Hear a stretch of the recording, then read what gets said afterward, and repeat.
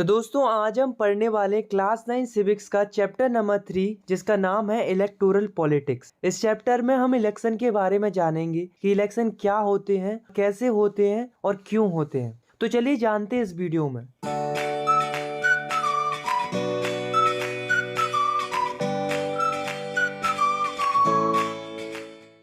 तो दोस्तों चैप्टर की शुरुआत होती है हरियाणा से। 1987 में हरियाणा असेंबली के इलेक्शन चल रहे थे। इस इलेक्शन में दो पार्टी आमने सामने खड़ी हुई। पहली थी कांग्रेस पार्टी जो कि पिछले 5 सालों से रूल करते हुए आ रही थी, और दूसरी थी लोकदल जिसके लीडर थे चौधरी देवीलाल जी। इन्होंने कांग्रेस के अपोजिशन में खड़े होकर न्याय युद्ध किया, जिसका मतलब होता है स्ट्रगल फॉर जस्टिस। इसके अलावा इन्होंने लोगों से प्रॉमिस किया कि अगर उनकी पार्टी इलेक्शन में जीतती है तो वे सारे किसानों की लोन माफ कर देंगे। लोग कांग्रेस से परेशान थे और चौधरी देवीलाल जी के आइडिया से काफी ज्यादा अट्रैक्टेड थे, इसलिए जब वोटिंग हुई तब लोगों ने लोक दल को काफी ज्यादा वोट किया। इनफैक्ट हरियाणा असेंबली में जब 90 सीट्स थी उसमें से 76 सीट्स तो लोकदल और उसके अलायंस को मिलती हैं, जिसमें से 60 सीट्स तो अकेली लोकदल की ही थी, जिसकी वजह से लोकदल इलेक्शन जीत जाती है। इलेक्शन जीतने के बाद चौधरी देवीलाल जी हरियाणा के नए चीफ मिनिस्टर बनते हैं, और चीफ मिनिस्टर बनने के बाद वे सारे किसानों की लोन माफ कर देते हैं।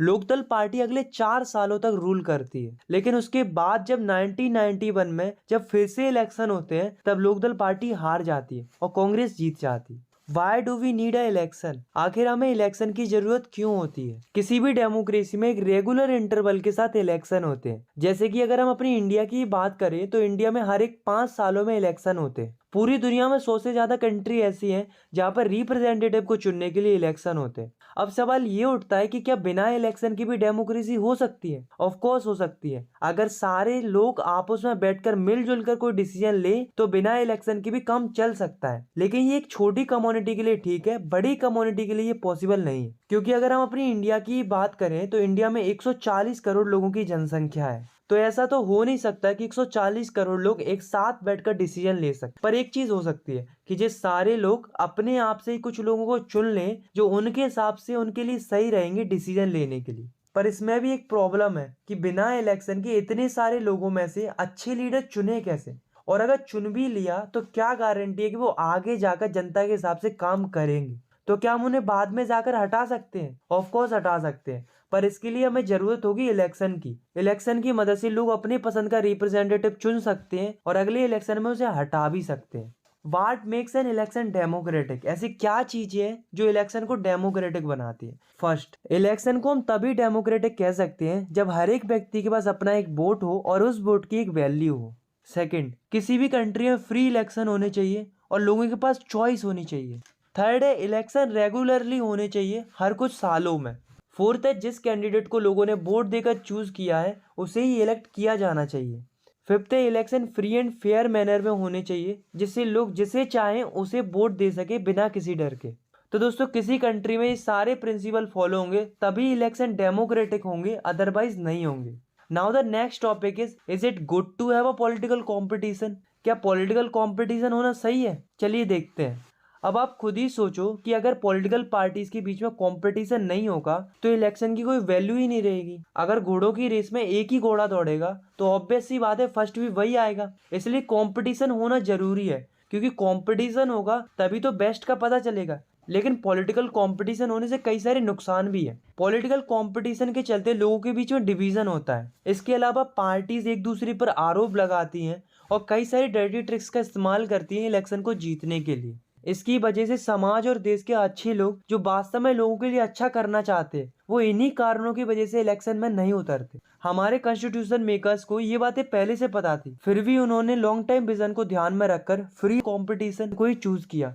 उन्होंने ऐसा इसलिए किया क्योंकि उन्हें पता था कि आने वाले समय में यही व्यवस्था बेहतर काम करेगी। पर आजकल के नेता लोगों की सेवा के लिए नहीं बनते हैं, बल्कि वे बड़ी से बड़ी कुर्सी और ज्यादा से ज्यादा अधिकार पाने के लिए इलेक्शन लड़ते हैं। तो इससे बचने के लिए पॉलिटिकल कंपटीशन होना बहुत ही ज्यादा जरूरी है, क्योंकि नेता जानते हैं कि उन्होंने अगर लोगों की इच्छा के अनुसार काम किया तब तो उनकी लोकप्रियता बढ़ेगी और अगले चुनाव में उनकी जीत की संभावना भी बढ़ेगी। और अगर उन्होंने जनता के हिसाब से काम नहीं किया या फिर जनता को असंतुष्ट किया तो वे अगला इलेक्शन नहीं जीत पाएंगे।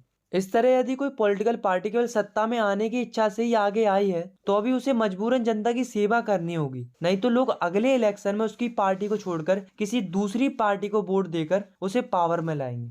What is our system of election? इस टॉपिक में हम पढ़ेंगे कि इंडिया में इलेक्शन किस टाइप से होते हैं। तो इंडिया में दो तरह के इलेक्शन होते हैं, एक लोकसभा के लिए और दूसरे विधानसभा के लिए। लोकसभा के इलेक्शन सेंट्रल लेवल पर होते हैं जिसकी मदद से प्राइम मिनिस्टर को चुना जाता है, और विधानसभा के इलेक्शन स्टेट लेवल पर होते हैं जिससे चीफ मिनिस्टर को चुना जाता है। और ये दोनों ही इलेक्शन हर एक 5 सालों के अंतराल में होते हैं और इन्हीं इलेक्शंस को हम जनरल इलेक्शन बोलते हैं। पर कभी कभी ऐसा होता है कि किसी कंस्टिट्यूएंसी में वैकेंसी खाली हो जाती है किसी रिप्रेजेंटेटिव की डेथ की वजह से, या फिर उसने रिजाइन दे दिया इस वजह से, तो उसी वैकेंट पोस्ट के लिए कॉन्स्टिट्यूएंसी में फिर से इलेक्शन होता है किसी नए रिप्रेजेंटेटिव को चुनने के लिए। इस इलेक्शन को बाय इलेक्शन बोलते हैं। तो पहले तो हम ये समझ लेते हैं कि आखिर इलेक्टोरल कॉन्स्टिट्यूएंसी क्या होती है। तो कॉन्स्टिट्यूएंसी का सीधा सा मतलब एरिया से है। जैसे कि लोकसभा इलेक्शन के लिए इंडिया को 543 कॉन्स्टिट्यूएंसी में डिवाइड करके रखा है और हर एक कॉन्स्टिट्यूएंसी के अंदर से एक एक रिप्रेजेंटेटिव को इलेक्ट किया जाता है। ऐसे करके पूरी इंडिया की 543 कॉन्स्टिट्यूएंसी से 543 रिप्रेजेंटेटिव इलेक्ट होते हैं जिन्हें हम मेंबर ऑफ पार्लियामेंट यानी कि एमपी कहते हैं। और इन सारी कॉन्स्टिट्यूएंसी में पॉपुलेशन लेवल लगभग बराबर रहता है। सिमिलरली जो विधानसभा के इलेक्शन होते हैं उसके लिए स्टेट्स को अलग अलग कॉन्स्टिट्यूएंसी में बांटा गया है और इन कॉन्स्टिट्यूएंसी से जो रिप्रेजेंटेटिव इलेक्ट होकर आए होते हैं उन्हें मेंबर ऑफ लेजिस्लेटिव असेंबली कहते हैं यानी कि एमएलए कहते हैं। इसके अलावा जो लोकल इलेक्शन भी होते हैं जैसे कि पंचायत और नगर पालिका के, तो उनमें भी यही तरीका अपनाया जाता है जिसमें विलेज और सिटी को अलग अलग वार्ड में बांट दिया जाता है और प्रत्येक वार्ड के लिए एक एक मेंबर इलेक्ट होता है। Now we talk about reserve constituency. तो दोस्तों जो हमारे कॉन्स्टिट्यूशन मेकर्स थे उन्होंने रिजर्व्ड कॉन्स्टिट्यूएंसी का सिस्टम बनाया। मतलब जो समाज के वीकर सेक्शन के लोग हैं जैसे कि एससी और एसटी कैटेगरी के लोग, उनके लिए सीट्स रिजर्व की गई हैं। मतलब अगर कोई कॉन्स्टिट्यूएंसी एससी कैंडिडेट के लिए रिजर्व की गई है तो उस कॉन्स्टिट्यूएंसी से केवल एससी कैटेगरी का एक कैंडिडेट इलेक्शन लड़ सकता है, और अगर कोई कॉन्स्टिट्यूएंसी एसटी कैंडिडेट के लिए रिजर्व की गई है तो वहां से केवल एसटी कैटेगरी का ही कैंडिडेट इलेक्शन में खड़ा हो सकता है। तो ये जो रिजर्व कॉन्स्टिट्यूएंसी का सिस्टम है उसे हमारे कॉन्स्टिट्यूशन मेकर्स ने इसलिए इंक्लूड किया ताकि जो पिछड़े लोग हैं वो आगे आ पाए और वो भी इलेक्शन लड़ पाए, क्योंकि ऐसे लोगों के पास ना ही रिसोर्सेस होती है और ना ही एजुकेशन होती है और ना ही इनका किसी से कांटेक्ट होता है। तो ऐसे में इनका जीतना तो लगभग इम्पॉसिबल हो जाता है। तो इसके लिए रिजर्व कॉन्स्टिट्यूएंसी का सिस्टम इंट्रोड्यूस किया गया ताकि पावरफुल लोग ही हमेशा इलेक्शन ना जीतते रहे, वीकर सेक्शन के लोगों को ही बराबर मौका मिले इलेक्शन जीतने का। तो अब हम बात करते हैं कि कितनी कितनी सीटें रिजर्व की गई हैं एससी और एसटी कैटेगरी के कैंडिडेट्स के लिए। तो 2012 की रिपोर्ट के अनुसार लोकसभा के लिए 84 सीट्स एससी कैटेगरी के लिए रिजर्व की गई हैं और 47 सीट्स एसटी कैटेगरी के लिए रिजर्व की गई हैं। ये रिजर्व सीट का सिस्टम बाद में जाकर डिस्ट्रिक्ट और लोकल लेवल पर भी शुरू कर दिया गया। इसके अलावा रूरल और अर्बन लोकल गवर्नमेंट होती है उनमें वुमेन्स के लिए भी 1/3 सीट रिजर्व की गई है ताकि वुमेन्स को भी मौका मिल सके इलेक्शन लड़ने का। Now the next topic is voter list. तो दोस्तों अभी तक हमने ये जाना कि हर एक कॉन्स्टिट्यूएंसी में रिप्रेजेंटेटिव को इलेक्ट करने के लिए इलेक्शन होते हैं, पर अब पता कैसे चलेगा कि उस कॉन्स्टिट्यूएंसी से वोट कौन डाल सकते हैं और कौन वोट नहीं डाल सकते? तो इसके लिए हमारी गवर्नमेंट पर्टिकुलर कॉन्स्टिट्यूएंसी के लिए वोटर लिस्ट जारी करती है जिसे हम ऑफिशियली इलेक्टोरल रोल कहते हैं। इस वोटर लिस्ट में उन सारे लोगों के नाम होते हैं जो आने वाले इलेक्शन में वोट डाल सकते हैं। हमारी इंडिया के अंदर यूनिवर्सल एडल्ट फ्रेंचाइजी है जिसके मुताबिक हर एक व्यक्ति के पास अधिकार है वोट डालने का, बशर्ते उसकी उम्र 18 या उससे ज्यादा होनी चाहिए। कुछ ही लोग वोट नहीं डाल सकते जैसे कि जो क्रिमिनल होते हैं और जो अनसाउंड माइंड के लोग होते हैं वो वोट नहीं डाल सकते, बाकी सारे लोग वोट डाल सकते हैं।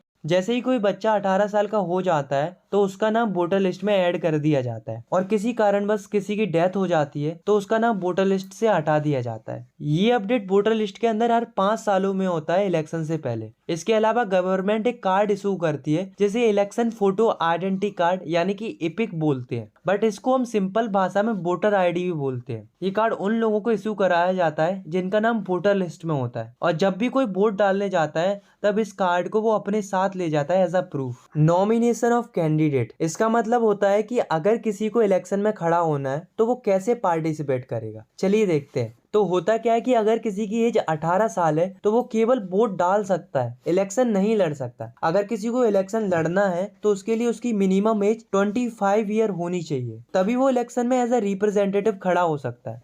आप अपनी खुद की पार्टी बनाकर इलेक्शन में खड़े हो सकते हो, या फिर अगर आपको किसी बड़ी पार्टी का टिकट मिल जाता है तो आप उस पार्टी के बिहाफ में इलेक्शन लड़ सकते हो। इलेक्शन लड़ने के लिए कैंडिडेट को एक नॉमिनेशन फॉर्म भरना होता है, जिसमें कैंडिडेट को अपनी सारी जानकारी भरनी होती है। इसके साथ साथ उसको कुछ स्पेसिफिक अमाउंट भी पे करनी पड़ती है as a security deposit. Supreme court ने कुछ चीजें कंपलसरी कर दी हैं, जैसे कि जो भी कैंडिडेट इलेक्शन लड़ेगा उसको अपने बारे में बहुत सी चीजें डिस्क्लोज करनी पड़ेंगी, जैसे कि उसकी एजुकेशन क्वालिफिकेशन क्या है, उसके पास प्रॉपर्टी कितनी है, उसके ऊपर कोई क्रिमिनल केस पेंडिंग तो नहीं है। इन सब चीजों को वेरीफाई किया जाता है और कैंडिडेट की ये सारी जानकारी लोगों के बीचों ओपन कर दी जाती, ताकि वोटर्स को पता रहे कि वो किस टाइप के कैंडिडेट को वोट दे रहे हैं। Election campaign. अब दोस्तों ऐसा तो हो नहीं सकता कि इलेक्शन हो और कोई पार्टी और कैंडिडेट अपना प्रचार प्रसार ना करे। जैसा कि आप इन पिक्चर्स में देख सकते हो कि कई सारी पार्टी रैली करती हैं, पब्लिक मीटिंग करती हैं, इंटरव्यू होते हैं, टेलीविजन पर एडवर्टाइजमेंट होते हैं। ये क्यों होते हैं? ताकि रिप्रेजेंटेटिव या कैंडिडेट अपने बारे में जनता को बता सके और डिस्कशन कर सके लोगों से। इसके लिए इलेक्शन कमीशन 2 हफ्तों का टाइम देता है। इन 2 हफ्तों में कैंडिडेट लोगों से कई सारे वादे करते हैं और कई सारे ऐसे इश्यूज पर फोकस करते हैं जिनसे उनको ज्यादा वोट मिल सकते हैं। इलेक्शन को जीतने के लिए पहले भी बहुत सारे लोगों ने कई सारे स्लोगन दिए थे, जैसे कि 1971 लोकसभा इलेक्शन के लिए इंदिरा गांधी ने एक स्लोगन दिया था, गरीबी हटाओ। ऐसे 1971 में भारतीय जनता पार्टी ने एक स्लोगन दिया, सेफ डेमोक्रेसी का। 1977 बंगाल असेंबली इलेक्शन में लेफ्ट फ्रंट ने लैंड फॉर टिलर का स्लोगन दिया। और 1983 आंध्र प्रदेश असेंबली इलेक्शन में तेलुगु देशम पार्टी के लीडर एनटी रामाराव ने एक स्लोगन दिया था, जो कि था protect the self respect of Telugus. तो ये कुछ सक्सेसफुल स्लोगन थे जो कि इस्तेमाल किए गए थे इलेक्शन के टाइम पर। अब दोस्तों हम बात करते हैं ऐसी क्या चीजें हैं जो पॉलिटिकल पार्टी और कैंडिडेट अपने इलेक्शन कैंपेन के दौरान इस्तेमाल नहीं कर सकते। तो पहली चीज है कि कोई भी कैंडिडेट या पार्टी किसी भी वोटर को डरा धमकाकर और पैसे देकर मजबूर नहीं कर सकती वोट डालने के लिए। सेकेंड है कि कोई भी पार्टी और कैंडिडेट रिलीजन और कास्ट का इस्तेमाल करके वोट नहीं मांग सकते। थर्ड है कि कोई भी कैंडिडेट और पॉलिटिकल पार्टी अपनी इच्छा से कितने भी पैसे खर्च नहीं कर सकती इलेक्शन कैंपेन के लिए। लोकसभा इलेक्शन में कोई भी कैंडिडेट और पार्टी एक कॉन्स्टिट्यूएंसी के लिए केवल 25 लाख ही खर्च कर सकती है, उससे ज्यादा नहीं। और अगर बात करें विधानसभा इलेक्शन की, तो उसमें एक कॉन्स्टिट्यूएंसी के लिए केवल 10 लाख रुपए ही खर्च कर सकती है। अगर कोई पार्टी या कैंडिडेट इससे ज्यादा खर्च करता है तो कोर्ट उस इलेक्शन को रिजेक्ट भी कर सकता है। फोर्थ है कि कोई भी पॉलिटिकल पार्टी और कैंडिडेट अपने निजी प्रचार प्रसार के लिए गवर्नमेंट व्हीकल्स और ऑफिशियल्स का इस्तेमाल नहीं कर सकती। फिफ्थ है कि कोई भी पार्टी और कैंडिडेट कोई भी प्लेस ऑफ वर्शिप पर इलेक्शन प्रोपोगेंडा स्प्रेड नहीं कर सकते। सिक्स्थ है, जब इलेक्शन अनाउंस हो गए हैं तो उसके बाद से कोई भी मिनिस्टर कोई भी नया प्रोजेक्ट नहीं ले सकते। Polling and counting of votes. Finally ये सारी प्रोसेस के बाद वो दिन आता है जिस दिन सारे लोग वोट करने जाते हैं। इस दिन को वोटिंग डे बोलते हैं। तो जिस भी पर्सन का नाम वोटर लिस्ट में होता है वो अपने नजदीकी पोलिंग बूथ में वोट डालने जाता है। पोलिंग बूथ बेसिकली एक जगह होती है जहाँ पर वोट डाले जाते हैं। तो जैसे ही कोई व्यक्ति पोलिंग बूथ में एंट्री करता है तो सबसे पहले जो इलेक्शन ऑफिसर्स होते हैं वो उस व्यक्ति का आइडेंटिफिकेशन करते हैं। उसके बाद उसकी फिंगर पर मार्क लगाया जाता है, देन उससे बोला जाता है वोट डालने को। सभी कैंडिडेट पोलिंग बूथ के अंदर अपने अपने भरोसेमंद एजेंट बैठा देते हैं, जिससे वे देख सके कि चुनाव ठीक ढंग से हो रहा है या नहीं। पहले के टाइम पर जो लोग वोट डालने आते थे तो उनको एक पेपर दिया जाता था जिसमें सारे कैंडिडेट के नाम और पार्टी सिंबल बने रहते थे। तो वोटर को जिस भी कैंडिडेट को वोट देना होता था तो वो उसके सामने सील लगाकर एक पेटी में डाल देता था। पर इसमें एक समस्या आती थी कि जो कम पढ़े लिखे लोग होते थे वो कुछ इस तरीके की सील लगा देते थे। अब यही समझना मुश्किल हो जाता था कि वोटर ने वोट किसको दिया है, ऊपर वाले को कि नीचे वाले को। और कई बार तो ऐसा भी होता था कि वोटर एक ही पेपर पर 4-4 सील लगा देता था। तो ऐसे में उन वोटों को बाद में जाकर निरस्त करना पड़ता था। पर अब ऐसा नहीं होता है, क्योंकि आज के टाइम पर इंडिया में इलेक्शन के लिए ईवीएम मशीन का इस्तेमाल किया जाता है, यानी कि इलेक्ट्रॉनिक वोटिंग मशीन का। इस मशीन पर सारे कैंडिडेट्स के नाम और पार्टी सिंबल बने हुए होते हैं। तो अब जिस भी वोटर को जिस भी कैंडिडेट को वोट करना होता तो उसे बस उसके सामने वाला बटन दबाना होता है। सिमिलरली इसी प्रोसेस से सारे लोग वोट करते हैं। अब जैसे ही ये वोटिंग कंप्लीट हो जाती है तो इन सारे ईवीएम को सील करके एक सुरक्षित जगह पर रख दिया जाता है। कुछ दिनों के बाद एक फिक्स डेट पर इन सारे ईवीएम को खोला जाता है और किस कैंडिडेट को कितने वोट मिले हैं इसके लिए काउंटिंग शुरू होती है। और जब काउंटिंग चल रही होती है तो वहां पर भी कैंडिडेट के एजेंट रहते हैं ये चेक करने के लिए कि काउंटिंग सही ढंग से हो रही है या नहीं हो रही है। जब काउंटिंग कंप्लीट हो जाती है तो इलेक्शन के रिजल्ट आते हैं और जिस भी कैंडिडेट को ज्यादा वोट मिलते हैं वो इलेक्शन जीत जाता है। What makes election in India democratic? ऐसी क्या चीजें हैं जो इंडिया के इलेक्शन को डेमोक्रेटिक बनाती हैं? पहली चीज तो यही है कि जो हमारी इंडिया है उसके अंदर जो इलेक्शन होते हैं उसे एक इंडिपेंडेंट बॉडी कंडक्ट कराती है जो कि है election commission of India. India के इलेक्शन कमीशन को बहुत पावर दी गई है। इलेक्शन कमीशन अपना डिसीजन खुद ले सकती है, उन्हें किसी को भी जवाब नहीं देना होता है। और अगर कोई कैंडिडेट और पार्टी को इलेक्शन कमीशन का डिसीजन अच्छा नहीं लगता है तो अभी कोई कुछ नहीं कर सकता। इंडिया के इलेक्शन कमीशन को जितनी पावर मिली है शायद ही किसी देश के इलेक्शन कमीशन को इतनी पावर मिली होगी। सेकेंड है पॉपुलर पार्टिसिपेशन। इंडिया में क्या देखने को मिलता है कि जो इंडिया के लोग हैं वो बहुत ही ज्यादा पार्टिसिपेट करते हैं इलेक्शन के अंदर। अगर हम इंडिया के वोटर्स टर्नआउट फिगर की बात करें, मतलब जितने लोग वोट कर सकते हैं उनमें से कितने लोग एक्चुअली में वोट करने आए हैं, तो हमारे इंडिया में ये परसेंटेज बढ़ ही रहा है, कम नहीं हो रहा है। वहीं जो अदर यूरोपियन कंट्रीज हैं उनमें ये देखने को मिला है कि उनका वोटिंग ग्राफ नीचे जा रहा है। अगर हम पर्टिकुलर इंडिया की बात करें तो इंडिया में ऐसे लोग ज्यादा वोट करने आते हैं जो गरीब होते हैं और जो कम पढ़े लिखे होते हैं। वहीं जो रिच लोग होते हैं वो थोड़ा कम पार्टिसिपेट करते हैं इलेक्शन में, मगर करते हैं। बट अगर ओवरऑल देखा जाए तो इंडिया की most of the population election के टाइम पर वोट करने जाती है और यही चीज शो करती है कि लोग इलेक्शन के प्रति कितने ज्यादा इंटरेस्टेड है, क्योंकि उन्हें पता है कि उनके वोट की एक वैल्यू है। अगर उन्होंने वोट डाला है तो उनका वोट व्यर्थ नहीं जाएगा, ऐसा लोग मानते हैं। और यही चीज हमारे इलेक्शन को और भी ज्यादा डेमोक्रेटिक बनाती है। एक और चीज है जो हमारे इलेक्शंस को डेमोक्रेटिक बनाती है वो है कि जो इलेक्शन के रिजल्ट आते हैं उसे सारी कंट्री एक्सेप्ट करती है, चाहे वो अपोजिशन पार्टी हो और चाहे वो आम नागरिक हो। तो ये सारी चीजें हमारी इंडिया के इलेक्शंस को डेमोक्रेटिक बनाती है। Challenges to free and fair election. तो यहाँ तक हमने जितना भी पढ़ा है उससे हमें ये पता चलता है कि इंडिया में जो इलेक्शन होते हैं वो फ्री एंड फेयर मैनर में होते हैं। तो क्या वास्तव में हमारे election free and fair manner में होते हैं? बट कोई भी चीज 100% परफेक्ट नहीं हो सकती, थोड़ी बहुत कमियां तो जरूर होती हैं। ऐसे ही हमारे इलेक्शंस के अंदर भी कुछ कमियां हैं, तो चलिए उनको एक एक करके डिस्कस करते हैं। तो फर्स्ट प्रॉब्लम है कि जिस भी कैंडिडेट के पास ज्यादा पैसे होते हैं उसे थोड़ा ज्यादा एडवांटेज रहता है इलेक्शन जीतने का। मैं ये नहीं कह रहा हूँ कि वो इलेक्शन जीत ही जाएगा, इलेक्शन अदर कैंडिडेट्स भी जीत सकते हैं, बट थोड़ा एडवांटेज ज्यादा रहता है जिसके पास पैसे ज्यादा रहते हैं। सेकंड है ज्यादातर पॉलिटिकल पार्टी ऐसे लोगों को टिकट अलॉट करती है जिनका क्रिमिनल बैकग्राउंड रहता है। थर्ड है कि कई सारी पॉलिटिकल पार्टीज के अंदर ऐसा देखने को मिलता है जिसमें एक ही परिवार के मेंबर रूल करते हुए आ रहे होते हैं, एक तरफ से सबको टिकट मिले हुए होते हैं। फोर्थ है इंडिया के अंदर जितनी भी पॉलिटिकल पार्टीज हैं उनकी आइडियोलॉजी और काम करने का तरीका लगभग एक ही जैसा है, किसी भी पार्टी में कोई भी मेजर डिफरेंस नहीं है। तो ऐसे में लोगों के पास एक्चुअल में कोई चॉइस नहीं होती है। लास्ट है कि जो छोटी पार्टीज होती है और जो इंडिपेंडेंट कैंडिडेट्स होते हैं उन्हें बड़ी पार्टीज ऊपर नहीं आने देती, जिसकी वजह से छोटी पार्टीज और इंडिपेंडेंट कैंडिडेट्स को मौका नहीं मिल पाता है। तो ये कुछ चैलेंजेस है जो कि फ्री एंड फेयर इलेक्शन में देखने को मिलते हैं। तो दोस्तों इन चैलेंजेस को देखकर आप लोग ये मत समझना कि इंडिया के इलेक्शन सही नहीं है। मानते हैं थोड़ी बहुत कमियां हैं, पर इसका मतलब ये नहीं है कि इंडिया के इलेक्शन डेमोक्रेटिक ही ना रहे। और वैसे भी अगर हम कंपेयर करें अदर कंट्रीज से तो हमें पता चलता है कि हमारे इलेक्शन औरों के कंपैरिजन में बहुत अच्छे हैं। आई होप आपको ये वीडियो पसंद आई होगी। अगर आपको ये वीडियो पसंद आई तो आप इस वीडियो को लाइक कर सकते हो और चाहो तो आप इस चैनल को सब्सक्राइब भी कर सकते हो ऐसी क्लास 9 की वीडियोस आगे देखने। तब तक के लिए टेक केयर, मिलते हैं नेक्स्ट वीडियो में।